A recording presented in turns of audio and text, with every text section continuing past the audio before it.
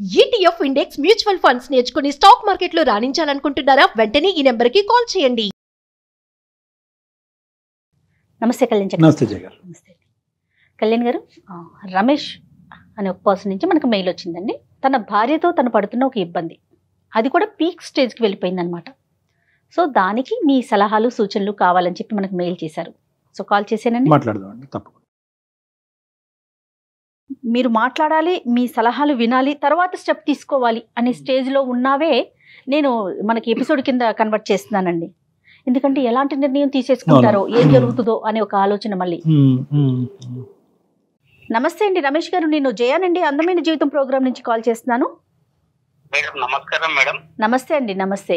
మీరు మెయిల్ చేశారు, సో నేను డాక్టర్ గారితో మాట్లాడాను. నాతో పాటు డాక్టర్ కళ్యాణ్ చక్రవర్తి గారు కూడా ఉన్నారు.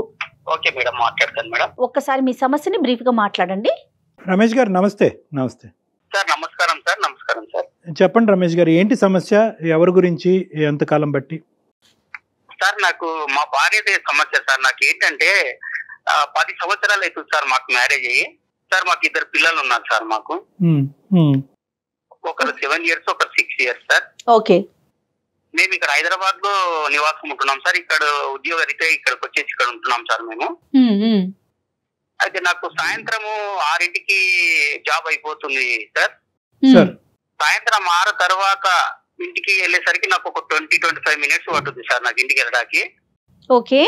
ఒకవేళ ట్రాఫిక్ జామ్ అయ్యి లేకపోతే ఏదన్నా అటు ఇటు అయ్యి కొద్ది ఒక 10 నిమిషాలు లేట్ అయితే ఇంట్లో నాకు టార్చర్ ఉంటుంది సార్.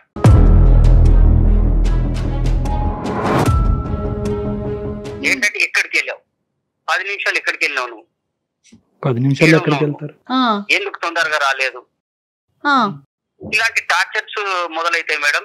ఓకే. నాకు ఉద్యోగంలో నేను డ్యూటీలోనే నేను టార్చర్ తో ఉంటాను. నేను బాగా పని భారం ఎక్కువయ్యి మళ్ళీ ఇంటికి వచ్చేసరికి ఒక 10 నిమిషాలు లేట్ అవుతే నాకు ఇలాంటి టార్చర్స్ మొదలవుతున్నాయి. మానసిక ఒత్తిడి చాలా ఉంది మేడం నాకు. ఒకసారి నేను మామూలుగా ఒక మాట అనేసి నేను డ్యూటీకి వెళ్ళిపోయాను సార్. మార్నింగ్ నేను వెళ్ళిపోయేసరికి మళ్ళీ ఈవినింగ్ వచ్చేసరికి ఇంట్లో ఒక చీటీ రాసి పెట్టి ఉంది, తాళం వేసి ఉంది సార్. నా గురించి వెతకను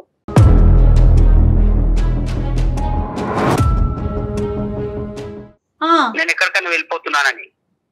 నేను 2 పిల్లలు తీసుకొని వెళ్ళిపోయింది మేడం.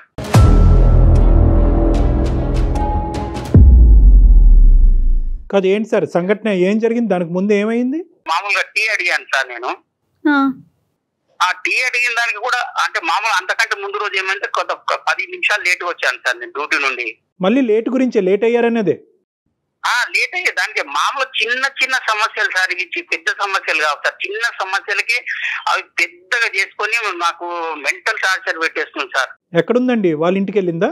లేదు సార్, వాళ్ళ ఇంటికి వెళ్ళలేదు సార్. మళ్ళీ ఎక్కడ హైదరాబాద్ లోనే ఉంది సార్. సార్ రైల్వే స్టేషన్లు వెతికాను, తర్వాత ట్యాంక్ బండ్ దగ్గర వెతికాను. అదే కదా మరి, మనుషులు కనిపించకపోతే అది ఎంత కంగారు. నరకం లేండి, అది నరకం. తర్వాత సార్, తర్వాత ఇంకా ఎలాంటివి ఏమైనాయి?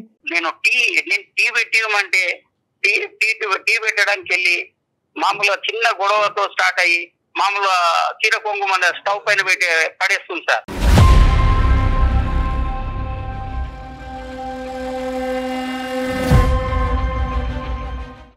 నేను కంగారు పడి మళ్ళీ దాన్ని పోయి ఆర్పాలి సార్. ఆర్పి మళ్ళీ ఏమైంది, ఎందుకు ఇంత చిన్న 2 మాటలు అనుకున్న దానికి మళ్ళీ అంత పెద్ద చేసుకోవడం ఎందుకని నేను ఆర్పేస్తాను సార్. నేను ఆఫీస్ లేనటువంటి రోజు, లేదంటే ఆఫీస్ అయిపోయిన తర్వాత ఇంట్లో మీరిద్దరు ఉన్నప్పుడు మీ ఇద్దరి మధ్యన ఎటువంటి భేదాభిప్రాయాలు రావటం వల్ల ఆవిడ ఇంకా ఆత్మహత్య ధోరణిలోకి వెళ్తున్నారు? అంటే ఆవిడ మాట మీరు వినాలా, మీ మాట ఆవిడ ఆలకించాలా? అదే సార్, ఆమె మాటనే వినాలి సార్ నేను. అదేంటి అది డబ్బులా, ఇంటి పని, వంట పనా, లేదంటే ఏదైనా ఇన్వెస్ట్మెంట్సా, పిల్లలకు సంబంధించిన అంశాలా, లేదంటే అన్నిటికీ ఆవిడ మాట వినాలా? లేదు సార్, పిల్లలు తర్వాత ఇన్వెస్ట్మెంట్ ఇవన్నీ ఏమి కాదు సార్. ఇవి కాకపోతే నా మాట వినాలి నువ్వు.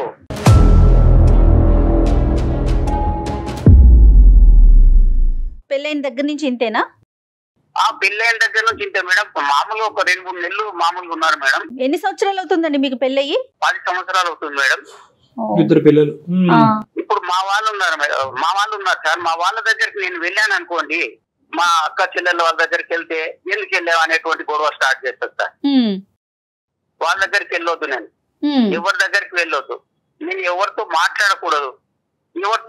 మాట్లాడినా ఎందుకు మాట్లాడావు ఈ అనుమానంతో మళ్ళీ ఇంటికి వచ్చిన తర్వాత ఏమన్నది సార్, మళ్ళీ 10 తర్వాత ఇలాంటి టార్చర్ స్టార్ట్ చేస్తుంది సార్. 10 తర్వాత టార్చర్ స్టార్ట్ చేసిన తర్వాత 11, 12 అవుతుంది సార్ మాకు ఈ గొడవ, చిన్న చిన్న గొడవలు. ఇంట్లోంచి వెళ్ళిపోవటం ఒకటి, చీర కొంగు ఏమొచ్చి స్టవ్ మీద వేసి తను హామ్ చేసుకునేటటువంటిది ఇంకా ఏమైనా ఉన్నాయండి ఇలాగా? ఇంకా ఉన్నాయి సార్. మామూలు వంట రూమ్ లో వెళ్తా సార్, వంట రూమ్ లో వంట చేసుకుంటూ చాకు తీసుకొని కోసేసుకుంటుందండి.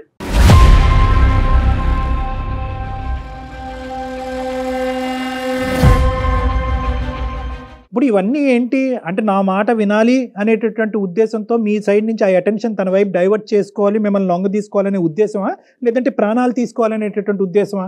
లేదు సార్, నన్ను ఏమన్నది సార్, నన్ను ఏమనకుండా ఆమె చేసుకోవడం, ఆమె చేసుకుంటా మిమ్మల్ని ఏమి చేయదు, కానీ తను నిజంగా ప్రాణాలు తీసుకోవాలనే ఉద్దేశమా, లేదంటే మీ అటెన్షన్ తన వైపు డ్రా చేసుకునే ఉద్దేశమా?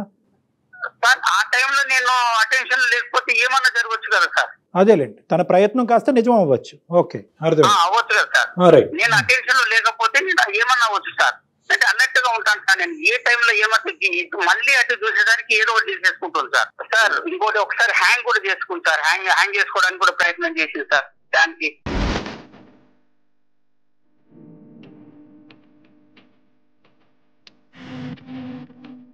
ఆవిడ ఇంత భయంకరమైనటువంటి స్టెప్స్ తీసుకోవడానికి మీరేమి ఆవిడ్ని రెచ్చగొట్టే ప్రయత్నం లేదంటే మాటలతో ఏమన్నా ప్రోత్సహించి ఆ విధంగా ఏమన్నా చేస్తున్నారన్నట్టు మీకేం అనిపించట్లేదా? నేను ఏం చేయను సార్, నేను అలాంటివి కూడా ఏం చేయను సార్. ఆమె చెప్పినట్లే వింటాను. ఎప్పుడన్నా ఇలాగా జరిగినప్పుడు ఏమన్నా కొంచెం ఒక మాట ఏమన్నా అన్నప్పుడు నా మాటనే వినాలి నువ్వు. మీకేమన్నా అలవాట్లు ఉన్నాయా సార్? మీకేమన్నా అలవాట్లు ఉన్నాయా, డ్రింకింగ్ కానీ స్మోకింగ్ కానీ? లేవు సార్, నాకు అలాంటివి ఏం లేవు సార్. సార్ నేను ఇంట్లోనే ఈ బాధపడుతున్నాను సార్. నేను బయట అవన్నీ ఎఫెక్ట్ చెల్లబెట్టుకుంటాను సార్ నేను. అదే అర్థమైంది నాకు. మీరు వెళ్ళి మీ పేరెంట్స్కి కానీ వాళ్ళ పేరెంట్స్కి కానీ చెప్పడం జరిగిందా? ఇది ఏమైనా పెద్దల పంచాయతీ వరకు వెళ్ళిందా ఈ అమ్మాయి యొక్క ప్రవర్తన? ఎందుకంటే రేపు పొద్దున ఆ అమ్మాయి ఏమన్నా చేసుకుంటే ఒకటి ఆ అమ్మాయి చనిపోవటం, పిల్లలకి తల్లి లేకుండా అవటమే కాకుండా మీరు కూడా రకరకాల చిక్కుల్లో పడతారు కాబట్టి ఇది ఎప్పుడు ఇంటి బయటకు తీసుకెళ్లారా? లేదు సార్, వాళ్ళ పేరెంట్స్ తో కూడా మాట్లాడాను సార్. వాళ్ళ పేరెంట్స్ ముందు కూడా సూసైడ్ చేసుకోవడానికి అటెంప్ట్ చేసింది సార్.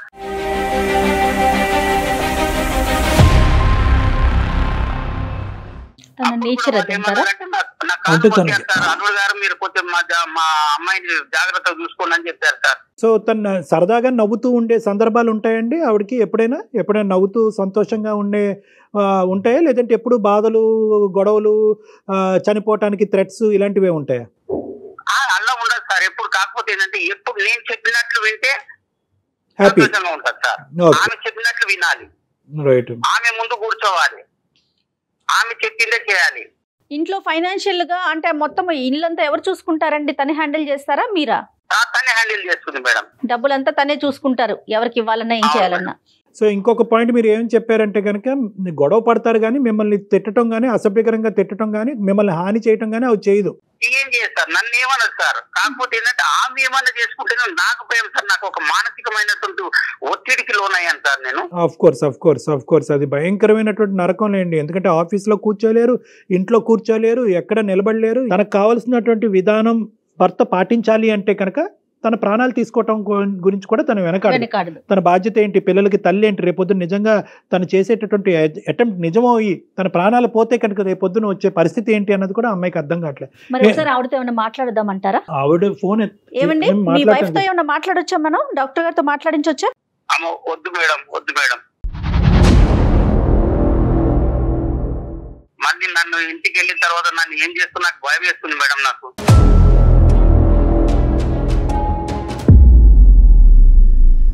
మరి లేదంటే నా దగ్గర తీసుకొస్తారా? పోనీ పర్సనల్ గా తీసుకెళ్తారా? అసలు రావాలి కదా తను.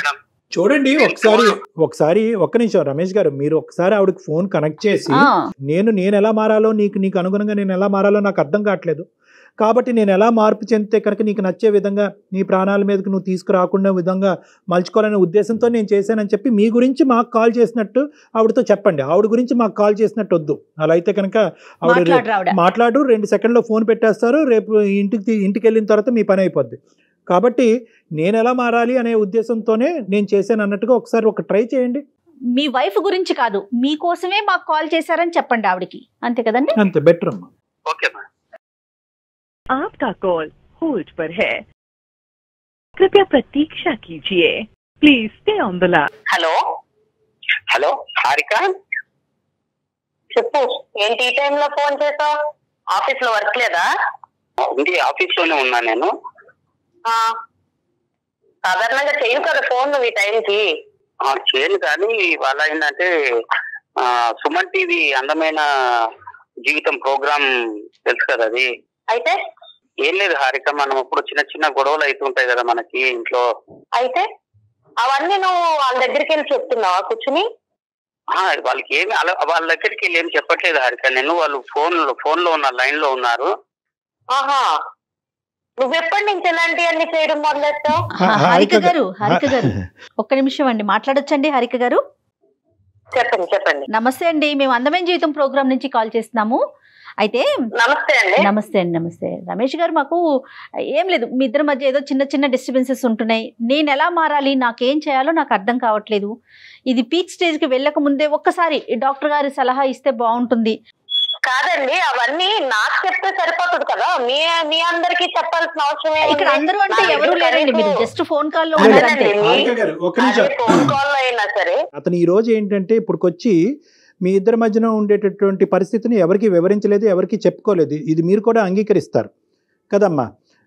అతను ఏంటంటే ఏదైనా మీ ఇద్దరి మధ్యన 4 గోళ్ల మధ్యనే సెటిల్ చేసుకోవాలి, ఇంటి గుట్టు బయటకు తీసుకెళ్తాం ఎందుకని చెప్పి బహుశా దగ్గర మీ 10 సంవత్సరాల జీవితాన్ని అతను ఈ విధంగానే గడిపాడు. కానీ ఇదే ఫస్ట్ టైం మన ప్రోగ్రామ్ చూసి ఈ ప్రోగ్రామ్ మీద నమ్మకం కలిగి వీళ్ళు ఇన్వాల్వ్ అవుతే కనుక దీనికి ఒక సొల్యూషన్ వస్తుంది అని చెప్పి, అది కూడా ఎలా అడిగాడు, ఏమండి మా ఆవిడకి నచ్చేటటువంటి విధంగా నేను మారాలి అని అనుకుంటున్నాను, ఎన్ని ప్రయత్నాలు చేసినా నేను విఫలమవుతున్నాను, నేను నచ్చే విధంగా మారితే కనుక మా ఆవిడ మానసికంగా ప్రశాంతంగా ఉంటుంది, సో మా ఆవిడ ప్రశాంతత గురించి మా కుటుంబం గురించి నాకు ఒక 2 సలహాలు ఇవ్వండి అంటే, బాబు నీ సైడే చెప్తే మాకేం అర్థం అవుతుంది, ఆవిడకి కూడా ఫోన్ కలిపాయి అంటే అతను భయపడుతూ లాస్ట్ మినిట్లో మేమే కన్విన్స్ చేసి మీకు కల్పించామో, దయచేసి ఈ అంశం మీద అతని మీద మీరు కోప్పడద్దు, అసలు మీరు ప్రాణాలే తీసుకునే పరిస్థితి వరకు ఎందుకు వెళ్తుంది, ఎందుకు ఇన్ని అటెంప్ట్స్ చేశారు, ఏం జరుగుతుందో ఒకసారి చెప్పండి అమ్మా ప్లీజ్, మై రిక్వెస్ట్. ఏం లేదండి, ఇప్పుడు నాకు ఒక్కొక్కరికి ఒక్కొక్క రకంగా వాళ్ళ పైన ప్రేమ ఎలా ఉందన్నది తెలుస్తుంది. ఇప్పుడు నా భర్తకి నా పైన ప్రేమ ఎలా ఉందంటే, నాకు ఇలాంటి చేసినప్పుడు ఆయనలో ఉన్న అసలైన ప్రేమ నాకు బయటకు తెలుస్తుంది. మిగతా అందరూ సినిమాల్లో చూపించినట్టు బయట పై మాట్లాడి అవన్నీ ఉత్తుత్తి డ్రామాలు. ఇప్పుడు భయం వచ్చింది అనుకోండి, లోపల నుంచి ఏమనిపిస్తే అదే కదా బయటకు వస్తుంది, అంతేగాని నటించలేడు కదా, భయం నటించలేడు కదా. సో నాకు ఏదన్నా నచ్చలేదు అనుకోండి, ఇప్పుడు నేను ఏం చెప్తాను, నాతో ఉండమన్నాను, అందులో తప్పేం మాట్లాడా లేదు కదా. నాతో ఉండు, నన్నే చూడు, నాతో మాట్లాడు, నువ్వు మాట్లాడే 10 నిమిషాలైనా నాతో మాట్లాడు, కామెడీ చేస్తా నాతో మాట్లాడు. నేను మా అమ్మగారి ఇంటికి వెళ్ళినా కూడా ఈయన్నే తీసుకుని వెళ్తాను, ఎందుకంటే నాకు అక్కడ కూడా ఒకదాన్ని ఉండడం ఇష్టం లేదు కాబట్టి ఈతో ఉండాలనుకుంటున్నాను, అందులో తప్పేమని చెప్పండి. అతను మీతో ఉండాలి అన్నది అతను ఫుల్ఫిల్ చేయలేకపోతున్నాడా, చేయగలుగుతున్నాడా? చేస్తున్నారండి. ఇప్పుడు దాని గురించి కంప్లైంట్ చేయడం ఎందుకు అని అంటున్నాను నేను. మీకు అవన్నీ కూడా ఒక కంప్లైంట్ లాగా నేను ఇంటికి వెళ్ళినా తీసుకురావాలి, ఇవన్నీ కూడా మీకు చెప్పాల్సినంత ఇది ఉండదు కదా అని నేను అంటున్నా. కానీ అంతకంటే ముఖ్యం ఏంటంటే రోజువారీ అంశాల్లో అతను చెప్పడం ఏంటంటే కనుక, నేను ఒకసారి ట్రాఫిక్ డిలే ఇంకో కారణాల వల్ల ఇంటికి టైంకి చేరుకోలేనండి, అది కూడా ఒక ప్రాబ్లం అయిపోతుంది. నిజంగా ప్రాణాలు తీసుకునే అంత భయంకరమైన గొడవలు అంశాలు ఉన్నాయమ్మా మీ ఇద్దరి మధ్యన? అంత అంశాలు ఏం లేవండి. నా ప్రేమ నేను ఇలాగే చూపించగలను, నాకు ఇలాగే వచ్చు, నేను ఇలాగే ఉంటా. నాకు ప్రేమ వచ్చినా కోపం వచ్చినా నేను ఏదైనా ఎక్స్ట్రీమ్ లెవెల్లోనే చేస్తాను.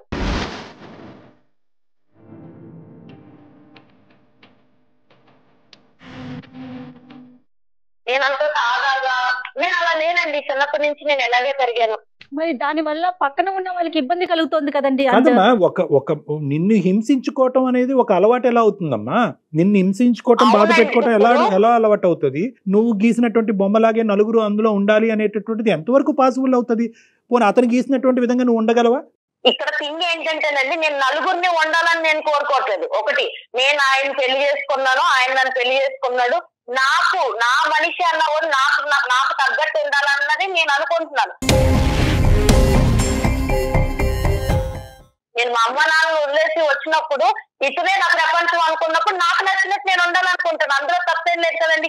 ఇంకొకటి, నేను ఎక్కడా కూడా ఏం జరిగినా కూడా నేను అతను ఒక మాట పల్లెత్తి అనలేదు, ఒక రోజు కొట్టింది లేదు, ఒక రోజు ఏమి చేసి తిట్టింది కూడా లేదు. ఏదైనా ఉంటే నన్ను నేను హింసించుకుంటున్నా. అంటే ప్రేమ దక్కించుకోవాలి అంటే కనుక అవతల వ్యక్తిని భయపెట్టి బెదిరించి లొంగ తీసుకుని ఉక్కిరి బిక్కిరి చేసి నువ్వు నన్ను ప్రేమించకపోతే కనుక నేను చెప్పినట్టు నువ్వు వినకపోతే నేను చచ్చిపోతాను అనేటటువంటి మాటలు బట్టే ప్రేమ. అదొకటేనా నీకు తెలిసినటువంటి ప్రేమ, ఒక మనిషి దగ్గర దక్కించుకునే ప్రేమ? నాకు ఇదే తెలుసండి, నాకు ఇలాంటిదే తెలుసు. నా సైడ్ నుంచి ప్రేమ అంటే ఇలాగే ఉంటది, నాదన్నీ ఎక్స్ట్రీమ్ లిమిట్స్ లోనే ఉంటది. మరి తప్పమ్మా, అలా ఉంటది అంటే కనుక రేపొద్దున మీ పిల్లలు కూడా పెద్ద అయిన తర్వాత అమ్మ నువ్వు ఇలా ఉంటే కనుక మేము చచ్చిపోతాం, అమ్మ నువ్వు ఎగ్జామ్ రాయమంటే మేము చచ్చిపోతాను, అమ్మ నేను ఫెయిల్ అవుతే నేను చచ్చిపోతానని చెప్పి మిమ్మల్ని బెదిరిస్తారు. విధానం ఉంటే కనుక మార్చుకోవాలమ్మా. సారీ మీరేదో చెప్తున్నారు రమేష్ గారు. ఈ ప్రేమ కోసం, మన పిల్లల కోసము నా తల్లిని, నా తండ్రిని, నా బంధుత్వాన్ని అందరిని వదులుకున్నా, నా స్నేహాన్ని కూడా వదులుకున్నారా హారిక నేను. ఇంకా నీకు ఇప్పుడు ప్రేమ పంచాలి నీకు. నేనేం వదులుకోలేదు నీకోసం. రోజు వచ్చి నువ్వు ఇంటికాడ కూర్చుని నాతో టైం స్పెండ్ చేయంటే నీకు తప్పు అయిపోయింది. అప్పుడు ఈ పంచాయతీ అంతా పట్టుకెళ్ళి అందరికి వినిపించేటట్టు చేస్తున్నావు నువ్వు. నిన్ను వదిలిపెట్టి ఎక్కడికన్నా వెళ్తున్నానా నేను ఇంటికి వచ్చాక? వెళ్ళినప్పుడు నీకు సమస్య లేదు కదా, నీకు సమస్య లేదు కదా, ఇప్పుడు దాన్ని ఎందుకు పెద్ద సమస్య కింద చూపిస్తున్నావు? నీకు కానటువంటి సమస్య, నీకు ఇప్పటికీ కూడా నువ్వు చేసేటటువంటి భయంకరమైనటువంటి వికృతమైనటువంటి పనులు ఇప్పటికీ మీకు అర్థం కావట్లేదు. ఇవన్నీ వికృతమైనటువంటి పనులు. చెంగేమో వచ్చి స్టవ్ మీద వేయటము, ఇంట్లోంచి పారిపోవటము, ఉరి తీసుకోవటానికి ప్రయత్నం చేయటము, విపరీతమైనటువంటి భయంకరమైనటువంటి ప్రయత్నాలు. నా అలవాటు చిన్నప్పటి నుంచి నా ప్రేమను వ్యక్తపరచడం, ప్రేమను దక్కించుకునేటటువంటి విధి విధానాలు ఇదే అని చెప్పి మీరు గొప్పగా చెప్పుకోకండి అమ్మా. నెంబర్ 1 అని చెప్తున్నారు తనే. ఇది ఎక్స్ట్రీమ్ అని మీకు తెలిస్తే కనుక ఆ ఎక్స్ట్రీమిటీ అనేటటువంటిది మార్చుకోవాల్సినటువంటి బాధ్యత మీ మీద ఉంది. ఒకప్పుడు మీరు మార్చుకోలేరు, కెపాసిటీ మీకు అది లేదు అంటే కనుక మాలాంటి వాళ్ళ దగ్గర రండి, అది రెక్టిఫై చేస్తాం. కానీ దయచేసి నేను చెప్పేది ఏంటంటే ఈ వాతావరణం పిల్లలకి చూపెట్టద్దాం. ఇందాక నేను ఒక మాట అన్నాను, రేపొద్దున మీ అమ్మాయి కానీ మీ అబ్బాయి కానీ అమ్మ నాకు ఇది జరగకపోతే సూసైడ్ చేసుకుంటాను, అమ్మ నాకు ఇది జరగకపోతే మేడ నుంచి దుంకుతాను, అమ్మ ఇది జరగకపోతే టాబ్లెట్స్ మింగుతానంటే ఎలా ఉంటుందమ్మా నీకు? మీ అలవాటు ఇదేరా, అదే అలవాటులో కంటిన్యూ అవ్వండి అని మీ పిల్లలకు చెప్తారా? ఇప్పుడు అంత దూరమే వస్తే నేను అప్పుడు ఏదనిపిస్తే అదే చేస్తానండి. ఇప్పుడు నేను అంత దూరం అవసరం నాకు లేదు. ఇప్పుడు నాకేంటంటే నా భర్త నాతో ఎలా ఉండాలన్నదే నాకు ముఖ్యం. చెప్పండి హారిక, చెప్పండి. మనం చేయాల్సిందంతా చేసి హారిక హారిక అంటే ఏం సరిపోద్దు. ఇప్పుడు నిన్ను ఎవరు ఇవన్నీ బయటకు మాట్లాడమన్నారు ఫస్ట్?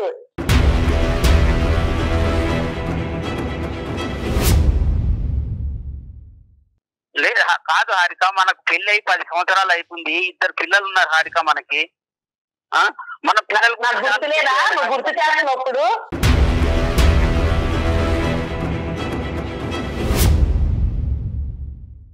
అందుకే కదా నువ్వు సరిగ్గా సరిపోద్ది కదా.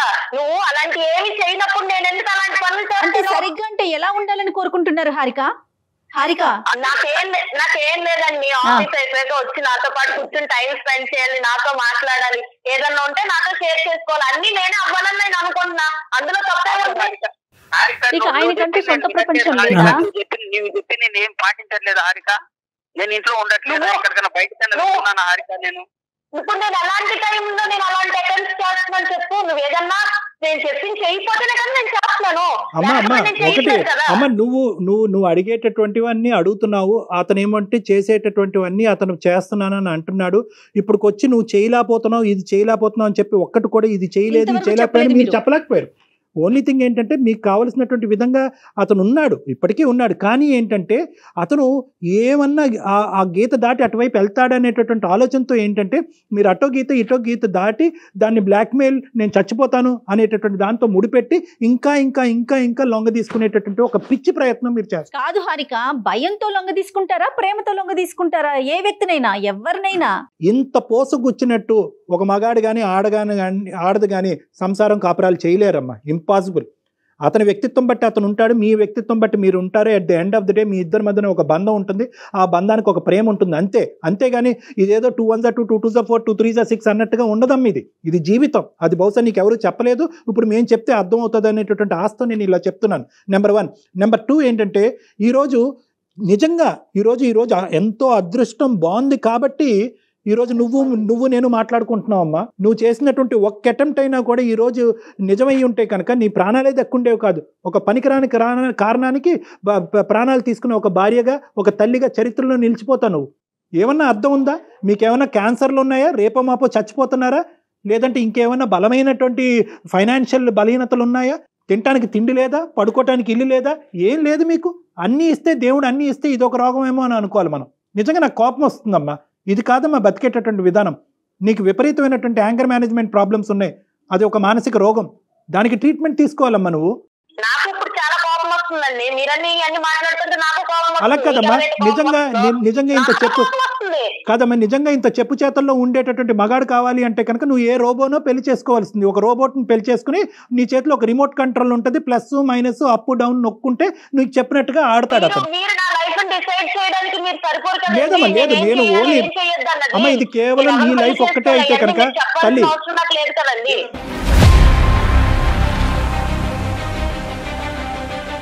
నీ లైఫ్ ఒక్కటే అయితే కనుక నేను ఇలా మాట్లాడినమ్మా. నీ లైఫ్, నీ పిల్లల లైఫ్, నీ భర్త లైఫ్, అందరి లైఫ్స్ ఇక్కడ ముడిపడి ఉన్నాయి కాబట్టి నీకు చెప్తున్నాను.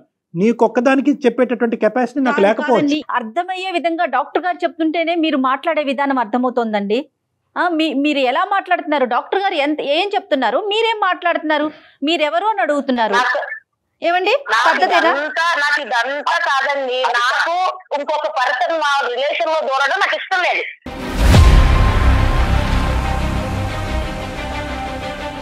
అది డాక్టర్ అయినా అవ్వండి, ఇంకెవరన్నా అవ్వండి, నాకు ఎవరు ఇష్టం లేదు. అది ఏదన్నా మీ ఇద్దరు మా ఇద్దరు ఇంకెవరు దూరడం నాకు ఇష్టం లేదు.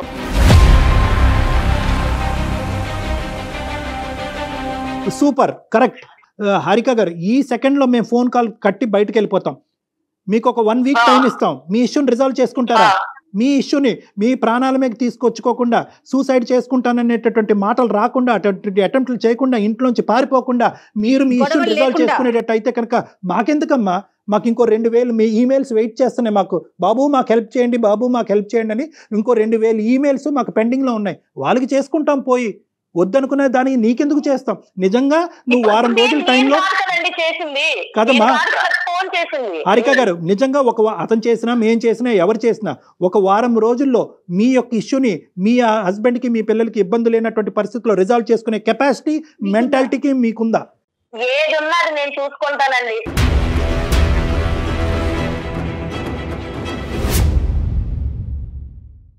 ఎలా ఉండాలి, ఎలా చేయాలి, ఏం చేయాలి అన్నది నాకు ఎవరు చెప్పినా నచ్చదు.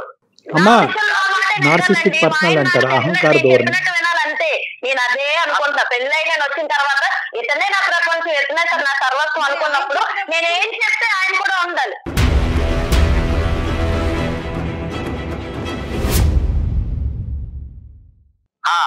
డాక్టర్ గారు మీరు వింటున్నారు కదా, వ్యవహారం రోజు ఇలాగే ఉంటుందండి. నాకు ఇంట్లో టార్చర్ నేను భరించలేకపోతున్నాను సార్. మీరు ఎలాగైనా మాకు ఈ యొక్క సమస్యకు పరిష్కారం చేయాలి సార్. రమేష్ గారు, టార్చర్ అనే పదం మీరు వాడుతున్నారు, మేము అనుకుంటున్నాం, జయ గారు అనుకుంటున్నారు.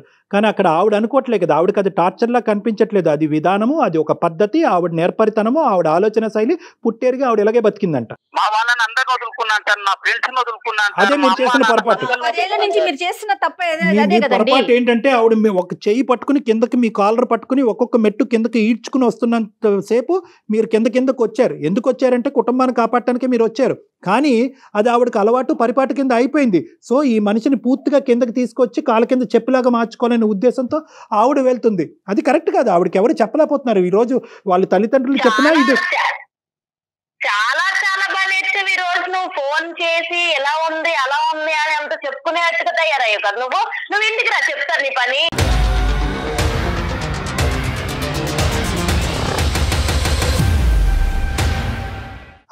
హారిక సారీ అమ్మ మేమేమైనా తప్పుగా మాట్లాడితే క్షమించండి. కానీ ఒక్క నిమిషం ఇంటికి రాస్తే చూద్దాం అని చెప్పి ఈరోజు ఇప్పటి వరకు అతను చూడలేదు అని అన్నావు. ఇప్పుడు ఏంటంటే అతను చూస్తాను అని అంటున్నావు. అతను చూస్తావో నువ్వేమన్నా చేసుకుంటావు అనేటటువంటి భయంతో మాకుంటుంది. ఒక్క 2 నిమిషాలు మనం మాట్లాడుకుందాం. ఒక్క నిమిషం హారిక. ఇప్పుడు ఇదంతా కాదండి. నాకు ఇప్పుడు కోపం తెప్పించాడు మా ఆయన. ఇవన్నీ మీకు చెప్పాల్సిన అవసరం లేదు. ఫస్ట్ థింగ్ నాతో మాట్లాడాలి, లేదా ఏదైనా ఉన్నా ఇలా ఉంది ఇలాంటి థాట్ ఉండాలంటే నాకు ముందు చెప్పాలి. నాతో నువ్వు 190 సార్లు మాట్లాడాలి. నువ్వు నన్ను పెళ్లి చేసుకున్నావు కాబట్టి నాకు చెప్పాలి, ఎన్నిసార్లు అయినా నువ్వు చెప్పాలి. నేను వినకపోతే నాకు అర్థమయ్యేలాగా నువ్వు చెప్తూనే ఉండాలి. నేను వినకపోవడం నా చేతిలో ఉండదు.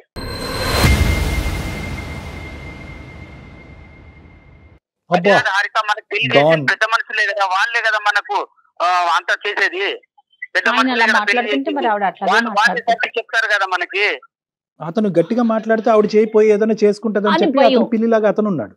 కాదమ్మా హారిక, హలో హారిక అమ్మా, చెప్పండి. నీకు చెప్పేటటువంటి కెపాసిటీ, స్థాయి, స్తోమత బహుశా ఎవరికి లేదేమో. అలాంటి వాడు ఎవరు ఇప్పుడు వచ్చి భూప్రపంచమే పుట్టెరుగు ఉండడు. కానీ నేనేమంటున్నానంటే ఒక్కసారి ఇదే పని ఏదైతే కనుక నువ్వు నచ్చక మీ ఆయన ఆత్మహత్య ధోరణి ఇదే రేపు పొద్దున ఫ్యూచర్ గురించి నాకు అనవసరం అండి, ఈ రోజు గురించి నేను బతుకుతాను అని చెప్పి ఏదో మాట్లాడుతున్నావు. కానీ రేపొద్దున నీ పిల్లలు ఇదే చూసి అమ్మ మేము కూడా చచ్చిపోతామమ్మా అనేటటువంటి మాట అంటే కనుక అది మీరు ఏకీభవిస్తారా? ఒక ప్రాబ్లంకి అది సొల్యూషనా? నేను అందుకే అంటున్నానండి, నేను ఫ్యూచర్ గురించి ఇప్పుడు ఆలోచించను. అండ్ ఇంకా మేము ఏం గొడవ పడినా ఏం చేసినా సరే అది మేమిద్దరం ఎక్కువ ఉన్నప్పుడే నేను ఎక్కువ గొడవ పడ్డాను. కానీ పిల్లల ముందు నేను అంత ఎక్కువగా అయితే గొడవ పడిన సందర్భాలు అయితే లేవు. అమ్మా ఇది ఎంతకాలం నీ ఫ్యూచర్ ఎక్కడో లేదమ్మా. నీ ఫ్యూచర్ ఏం 100 కిలోమీటర్ల దూరంలో లేదు. ఇది ఒక 10 రోజుల్లో, ఒక 2 నెలల్లో, 1 సంవత్సరం దూరంలోనే ఉంది. ఇటువంటి ధోరణి నీ పిల్లలకు అలవాటు అవటానికి, ఇటువంటి ధోరణిలో మీ భర్త కూడా మాట్లాడటానికి, లేదంటే ఈ హింస భరించలేక నువ్వు చెప్పి చేస్తున్నావు. అతను చెప్పకుండా చేస్తాడు. అప్పుడేం చేస్తాడు? హారిక నా ఆలోచన అంతా నువ్వు నా పిల్లలే హారిక, మీరే నాకు సర్వస్వం హారిక. నాకు అంత ఆలోచన ఉన్నాడు అయితే నువ్వు ఇట్లా ఫోన్లు కలిపి ఫోన్లు చేయించి మాట్లాడించాడు కాదు. కానీ నువ్వు మాట్లాడుకో, నువ్వు చేసినంత చూసాను, నువ్వేం చేసావు కూడా నాకు అర్థమైంది. నీకు ఎంత సంధిస్తే నువ్వు ఎలాంటి పనులు చేస్తావో కూడా నేను ఊహించగలను. అందుకే నేను ఎంత కూడా నీకు గ్యాప్ ఇవ్వకుండా నువ్వు టైం అయ్యాక ఇంటికి రావాలన్న, అందులో నేను నిస్వార్థంగా ప్రేమించాలని అనుకుంటున్నా. అందులో తప్పే ఉంది? నీకు అది ఇబ్బంది అయిపోతుందా? నాకు తెలియక అడుగుతున్నాను. కాదు హారిక, నేను కాదని ఎక్కడికన్నా వెళ్ళానా రాధిక? నేను ఎక్కడికన్నా వెళ్ళానా? కంప్లైంట్ లేనప్పుడు నీకు వెళ్ళనప్పుడు, నీకు కంప్లైంట్ లేనప్పుడు ఇప్పుడు ఎందుకు దాన్ని పెద్ద కంప్లైంట్ కింద చూపిస్తున్నావు? మరి కాదు హారిక, నువ్వు చెప్పినట్టే వింటున్నాను కదా హారిక. ఏంటన్నా నువ్వు చెప్పినట్టే వింటున్నాను? నువ్వు ఆవిడ టీచరు, నువ్వు స్టూడెంటా? బాగుందయ్యా మీ స్కూలు. ఇదంతా కాదు, నేను చెప్పినట్టు వింటున్నాను అని అంటావు. మరి ఆవిడ చెప్పినట్టే విను. మాకెందుకు ఫోన్ చేసావు? ఇక్కడ కర్ర ఎరగకూడదు, పాము సాగకూడదు అంటే ఎలాగా? మేము గట్టిగా చెప్తుంటే నువ్వేమో ఆ అమ్మాయి కాళ్ళ వేళ్ళ పెట్టుకుని బతుమాలుతున్నావు. సరే నీ భయాలు నీకు ఉండొచ్చు, ఇంటికి వెళ్ళేటప్పటికి ఆ అమ్మాయి ఏమవుతుందో అనే భయం నీకు ఉండొచ్చు. కానీ ఈ సమస్యకి పరిష్కారం ఎలాగా? ఆ తల్లిదండ్రులు చెప్పలేరు, ఎదిరింటోళ్ళు పక్కింటోళ్ళు చెప్పలేదు, ఒక డాక్టర్ గారు, ఒక సీనియర్ యాంకర్ గారు చెప్పలేరు. ఇంకెవరు చెప్తారు? ఆవిడకి ఎవరొకరు చెప్పాలి కదా. మేము ఒక విధంగా తీసుకెళ్తుంటే నీ పాలు పట్టుకుంటా నువ్వు సమయం అంటే ఏంటి? హారికాని నువ్వు చూసుకోకపోవటం కాదు, హారికానికి అవసరానికి మించి నువ్వు చూసేసుకున్నావు. హారికానికి కావాల్సినటువంటి ప్రేమ అవసరానికి మించి ఇచ్చేసావు. ఆవిడకి సరిపోవట్లేదు, ఎన్ని బకెట్లైనా ఇంకా నిండట్లేదు ఆవిడకి. ఇప్పుడు మళ్ళీ మేము ఎలా మాట్లాడితే కనుక అక్కడేం గొడవ అవుతుంది అనే భయంతో ఇంకా నేను అసలు సిసలుగా నేను ఇంకా మాట్లాడలేకపోతున్నాను. నాకు భయం వేస్తుంది ఇక్కడ. ఇన్ని మాటలు అనిపించాలని నన్ను చోపి ఫోన్ చేసింది లేదా మెయిల్ పెట్టింది? నిన్ను ఇన్ని మాటలు అనిపించడానికి కాదు హారిక, మనకేమైనా సొల్యూషన్ దొరుకుతుందేమనే నేను కాల్ చేశాను. నేను ఆహా సొల్యూషన్ రా, ఇంటికి రా, నేను చూపిస్తాను నీకు సొల్యూషన్ ఏంటో.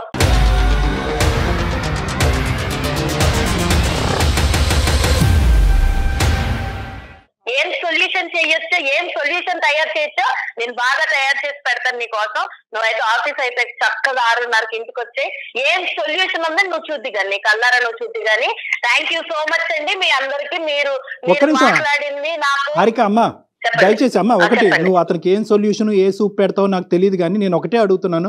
ఒక్కసారి అవకాశం ఉంటే కనుక ఈ రోజు అతను చేసినటువంటి తప్పుకి బహుశా అతను మీకు కాల్ చేసి మేమే అతన్ని ఇబ్బంది పెట్టి బలవంతంగా నీకు కాల్ చేయించడం జరిగింది. ఎందుకంటే ఎక్కడో చోట ఒక సానుకూలమైనటువంటి పరిష్కారం ఈ ప్రాబ్లంకి ఉంటుందేమో అనే ఉద్దేశంతో నేనే కలపండి అంటే అతను చాలా భయంతో కలిపాడు. ఇందులో అతను తప్పేం లేదు. బహుశా ఏదైనా తప్పు ఉంటే నాదే. నేను ఒకటే మిమ్మల్ని రిక్వెస్ట్ చేసుకునేది ఏంటంటే, ఒక్క 2-3 రోజులు శాంతియుతమైనటువంటి వాతావరణంలో నా క్లినిక్ వైపు నుంచి మీరు వెళ్ళేటట్టుగా అయితే ఒక్కసారి నా క్లినిక్ రండి ప్లీజ్, మనం కూర్చొని మాట్లాడుకుందాం. సరే అండి, నాకైతే ప్రస్తుతానికి ఎవరి వాదనలు ఎవరి పరిష్కారాలు వినే ఉద్దేశం అయితే నాకు లేదు.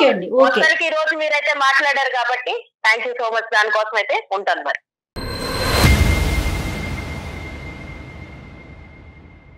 ఉన్నారండి, మీరున్నారా? ఉన్నాను మేడం, ఉన్నాను. బాగా అర్థమైంది లేండి మాకు మీ పరిస్థితి. 10 ఏళ్ల నుంచి మీరు ఎంత బాధ అనుభవిస్తున్నారు. తర్వాత ఆవిడ అలా మీరు ఇలా ఉండబట్టి ఆవిడ అలా మాట్లాడుతుందేమో, అదొక పాయింట్. రెండోది ఏంటంటే నేను ఇన్ని త్యాగాలు చేసేసాను, అన్ని త్యాగాలు చేసేసాను. మీరు ఎన్ని త్యాగాలు చేసినా కూడా at the end of the day ఈ సమస్యకి పరిష్కారం అయితే లేదు కదా. కాబట్టి మీకు అర్థం అవ్వాల్సింది ఏంటంటే మీరు మీలాగా బతకటం అనేటటువంటిది కూడా ఇంపార్టెంట్. మీరు త్యాగాలు అనే ధోరణిలో వెళ్తూ మిమ్మల్ని మీరే మర్చిపోయేటటువంటి విధంగా ఆవిడ కాళ్ళ కింద ఒక ఇదిగా మారిపోవటం అనేది కూడా కరెక్ట్ కాదన్నది ఇప్పుడు అర్థం అవుతుంది. మీరే తెలిసి తెలియకుండా ఆవిడకి నేను లొంగ తీసుకునే కొద్దీ ఇంకా తొక్కే కొద్దీ మా ఆయన ఇలా అవుతాడు అనేటటువంటిది అలవాటు చేశారు. ఇక్కడ మీ జుట్టు అందించేశారు, జుట్టు అందించారు. ఇప్పుడు ఏంటంటే టూ లేట్. ఇప్పుడు ఇదంతా మాట్లాడుకో మొక్కగా ఉంది మానే వంగునా అని అంటారు. సో ఇదంతా టూ లేట్. స్టార్టింగ్ లోనే ఏంటి నువ్వు చేసేటటువంటి డామినేషన్ ఇది కరెక్ట్ కాదు. నా ఫ్యామిలీ అని నా ఫ్యామిలీ కోసం చేశాను సార్ నేను ఇదంతాను. చేశారు, కానీ ఫలితం ఏది? ఆ బకెట్ ఎక్కడ నిండింది? ఆ సంతృప్తి ఎక్కడొచ్చింది?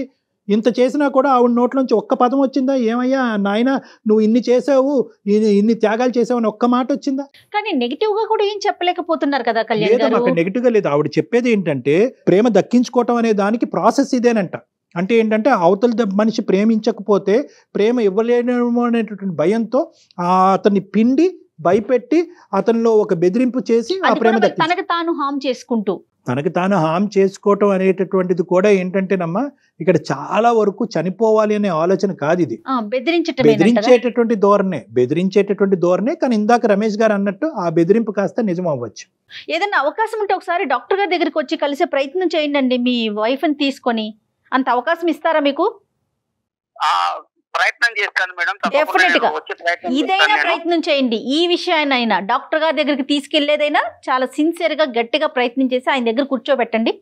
ఆయనతో మాట్లాడిన తర్వాత అంటే డైరెక్ట్ గా ఫేస్ టు ఫేస్ మాట్లాడేటప్పటికి కొంచెం ఆలోచనలు మారుతాయి కదా. తప్పకుండా ప్రయత్నం చేస్తాను మేడం. నేను రిక్వెస్టింగ్ గానే మాట్లాడండి, అవసరమైతే ఓ 2 అపాలజీలు చెప్పండి. అలాగే సార్, అలాగే రైట్ అండి. ఓకే రమేష్ గారు, అసలు సమాజం గాని కుటుంబ సభ్యులు గాని ఎవరు తోడుంటారండి ఇలాంటి క్యారెక్టర్ కి? ఫైనల్ గా చాలా మంచి ప్రశ్న అడిగారు. ఫైనల్ గా ఇలాంటి వాళ్ళ జీవితాలు ఏకాకిలు అయిపోతాయి. ఎవ్వరు ఉండరమ్మా, సంబంధికులు ఎవరు ఉండరు, తిరిగి చూస్తే తల్లిదండ్రులు ఆల్రెడీ డిశ్చార్జ్ అయిపోయారు, భర్త ఎంతో కాలం ఉండడు. ఇలాంటి వాళ్ళతో మనం ఇది రెక్టిఫై చేయకపోతే పిల్లలకి ఏముంది అంత ఓపిక పిల్లలు ఎందుకు? అమ్మ నీ తిండి అక్కర్లేదు, మా తిప్పలేదు, మేము పడతాం అని చెప్పి తొందరలోనే వాళ్ళు దండం పెడతారు. సో ఇలాంటి వాళ్ళు ఖచ్చితంగా ఏకాకిలు అయిపోతారు. దేవుడి దేవల్ల మీ దాకా కౌన్సిలింగ్ వస్తే బాగుంటుంది. నేనైతే మన ప్రోగ్రామ్ ద్వారా అది కోరుకుంటున్నానండి. అందమైన జీవితం సమర్పిస్తున్న వారు 49 అంటే సంతోషం, 49 అంటే సంతానం. సహసమర్పణ అవిస్ హాస్పిటల్.